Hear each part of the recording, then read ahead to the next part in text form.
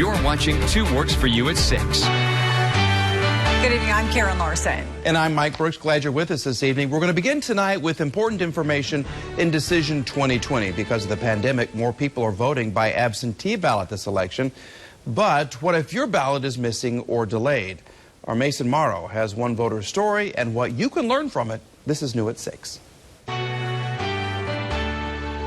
At this point, it looks like I'm voting in person. Justin Soul is a graduate student at the University of Tulsa. Strict COVID campus restrictions keep him isolated from life outside of TU. An absentee ballot absent from his mailbox may force him to visit the polls. It'll be one of the only times this semester I have to actually leave my apartment and go be around people. Soul tells 2 Problem Solvers he requested absentee ballots for the June primary, August runoff election, and the upcoming general election in November. Soul says he's 1 for 3 receiving ballots for those elections. With the help of ProPublica Election Land, Problem Solvers tracked down Soul to find out why. Did not receive it in the mail. Soul tells us the OK Voter portal indicates the ballot was sent weeks ago. It doesn't say when, but it says it's been sent. It could just magically appear out of thin air. I'm not one to believe in magic, though. It's pretty clear that Soul was more than skeptical about his absentee ballot showing up in time for the presidential election. In fact, he was actually dead set on coming down here to One Oak Field at the end of the month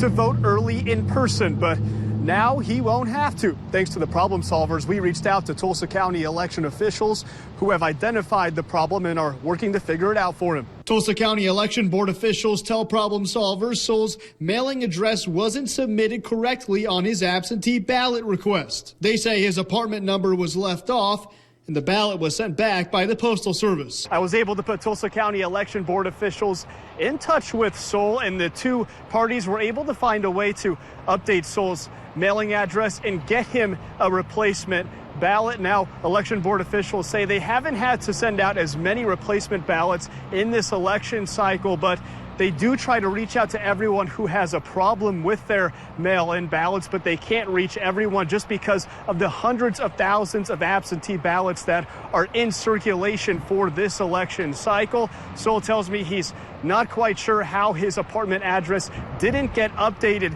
to his mailing address when he filled out his request form, but he's just satisfied that now he's going to be getting a ballot so he can take part in November's election. In Tulsa, Mason Morrow, 2 Works for You. Mason, thank you very much. We're here for you and all of your election questions. We've set up a hotline for you to get those questions answered. You can call the number right there on your screen to reach our Decision 2020 Problem Solvers hotline. You can also send an email to problemsolvers@kgrh.com.